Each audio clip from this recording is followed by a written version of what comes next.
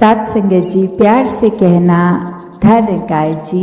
आज जितने भी हमने भाव हर एक के सुने, जिसका भी एक मीडियम बनाकर जो भाव पहुंचाया हर एक ने, तो वो भाव यही कि इस परमात्मा को चाहे किसी भी नाम से संबोधित कर लें, वो इस कण कण में रहता है और कैसे इस निराकार से हम आए हैं, इसी का अंश हैं। और यही फिर एक हमारी ह्यूमन बॉडीज में जो हमारी इस समय आत्मा है, वो भी इस निरंकार का ही अंश है। तो कैसे हमें अपने आप को जानना है, किस तरह जाने अपने आप को, वो तभी पॉसिबल है जब एक परमात्मा को जान लें, जब इसका एक ब्रह्म ज्ञान अपने से हम इसकी रूबरू कैसे हुए, वो इस ब्रह्म ज्ञान द्वारा होता है। तो कैसे एक जहाँ भाव स्थिरता का, कि हर एक ने ही यही समझाया आज भी कि अपने मन को कैसे हम स्थिर कर सकते हैं, वो इसी परमात्मा से जुड़कर, और इसी स्थिरता के साथ हम अगर चाहे ये भी देखें कि साथ साथ और क्या होता है। अगर हम बात करते हैं स्थिर, स्टिलनेस, कामनेस, कंपोजर, तो एक संतुष्टि भी साथ ही एक उसी के अंदर एक होल का पार्ट अगर बात करें तो कैसे ये संतुष्टि को अपने जीवन में हम लाएं। कि कभी अगर ये भी देखा जाता है कि हालात ऐसे हो जाते हैं कि एक हम बोलते हैं कि हमने चाहा तो था ये हो जाए वो हो जाए, फिर बहुत चीज़ें ट्राई करी, वो नहीं हो पाया, और उसके बाद जब अगर नहीं हो पा रहा तो हमने वी हैव गिवन अप और हम संतुष्ट हो गए। तो इसको भी हम संतुष्टि नहीं कह सकते, क्योंकि ये बाय फोर्स कुछ हुआ है। अगर ये स्थिर रूप में एक सहजता के साथ ही संतुष्टि का होना पॉसिबल है, कि कैसे हम अगर सब कुछ ट्राई करने से पहले ही ये मान लें कि इस चीज़ का चलाने वाला तो ये परमात्मा है, ये कार्य अगर संभव होगा तो भी परमात्मा के ही हुक्म में संभव होगा, वरना इसने चाहे हम कितना भी अपना जोर लगा लें, वो संभव होने वाला एक हो ही नहीं सकता।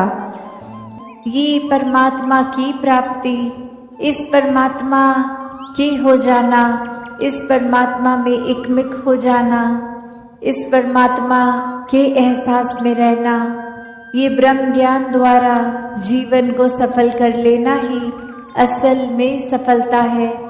चाहे इस परमात्मा ने रहने के लिए जो व्यवस्था करी है, चाहे वो महल रूप, चाहे झोपड़ी रूप, चाहे किसी तरह का भी कल्चर एक रहना, किसी तरह का भी खाना पीना, तो ये सब मुबारक है। जीते जी जिम्मेवारियां भी निभाना मुबारक है। एक भक्ति करनी है तो जिम्मेवारियों को सांसारिक रूप, सामाजिक रूप, ये सेवा भाव तभी आएगा सबके प्रति जब अपनत्व का भाव होगा। तो ऐसे तो जीना है एक अपने कर्तव्यों को पूरे करते करते। पर हर संत ने समझाया कि इस दुनिया में रहना है, पर इस दुनिया में इस तरह खचित नहीं होना कि इस परमात्मा के प्रति ही ध्यान न जाए। ये स्पिरिचुअल एस्पेक्ट जीवन का, इसमें पीछे रह जाए और ये भौतिक जीवन को ही आगे बढ़ाते रहें। तो चीज़ों का इस्तेमाल करते हुए, सदुपयोग करते हुए जीवन जीना है, और अंदर से सिर्फ इस आध्यात्मिक जीवन को ही एक ज़्यादा पुश देना है, इसके प्रति, इस निराकार परमात्मा, इसको जानकर फिर इसी की भक्ति में, इस प्रेम में चूर होके जीवन को जीना है। तो कैसे संतों ने जब समझाया कि सफल जीवन ये एक तब है जब आध्यात्मिक रूप से पूर्ण हो, एक महल माड़ियाँ, गाड़ी, उपलब्धियाँ, पढ़ाई लिखाई इत्यादि सब मुबारक है, पर वो तभी सही मायने में मुबारक है जब हर पल में इस परमात्मा को भी शामिल किया गया। वरना तो एक दौड़ भाग ही लगी रहती है। आज कुछ ये चाहिए, कल कुछ और चाहिए। आज ये जो मिल गया, कल फिर प्रार्थना कि इसको बदल दिया जाए। इस तरह नहीं हो जीवन। एक उपलब्धि है तो इतने सालों से उसी उपलब्धि पे है, कोई प्रमोशन नहीं हो रहा। एक उस तरह की इच्छाएं चाहे छोटी सी हो, वो एक बच्चे के अंदर भी हो सकती है और किसी वृद्ध के अंदर भी। वो इच्छाओं ने तो अपना काम करते जाना है। तो यहाँ पे आध्यात्मिक रूप जब साथ होता है जीवन में तो समझ आता है कि इच्छाएं मन में आ रही हैं तो अगर पूरी हो रही हैं उसमें भी हमारी भलाई है, और अगर मन मुताबिक कुछ हो नहीं रहा, इस परमात्मा ने कुछ और चाहा है तो भी एक इसमें भी भलाई है। तो कोई संकीर्णताओं में, कोई छोटी छोटी चीजों को पकड़ के भक्त नहीं बैठते।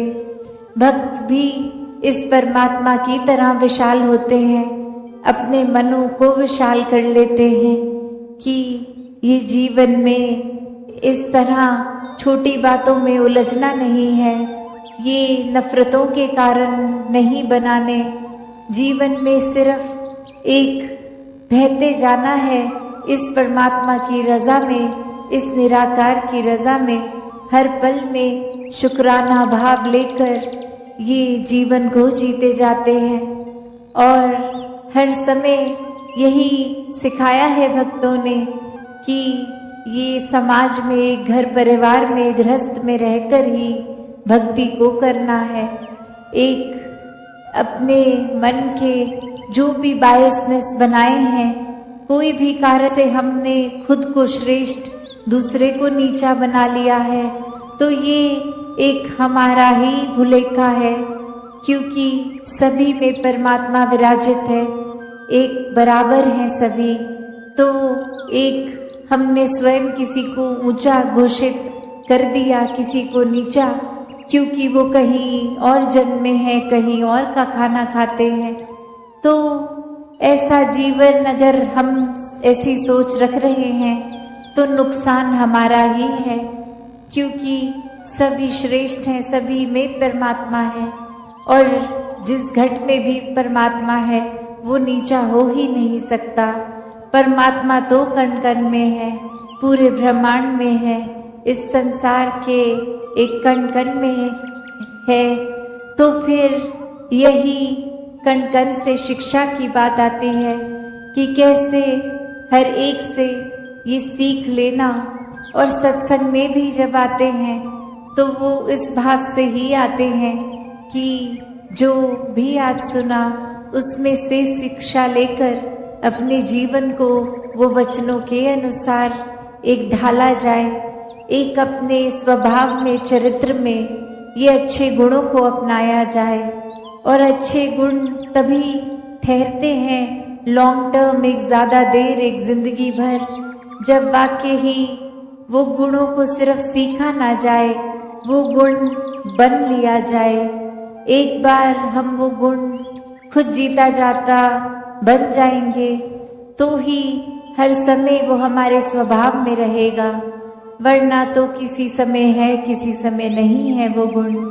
तो मानवीय गुणों को हर समय अपने अंदर रखना है तो एक एक गुण को पहले स्वयं बनना होगा, और वो बना तभी जा सकता है जब ये गुण जहाँ से एक स्रोत से शुरू हुए हैं, उपज हुई है, इस परमात्मा से अपने मन का नाता जोड़कर फिर वो गुण बन भी जाएंगे और प्रदर्शित भी होगा जीवन में। इस परमात्मा से ये मन का नाता जोड़ना बहुत ही जरूरी है। और कैसे फिर वो मन का नाता सिर्फ कुछ समय का नहीं, हर समय का।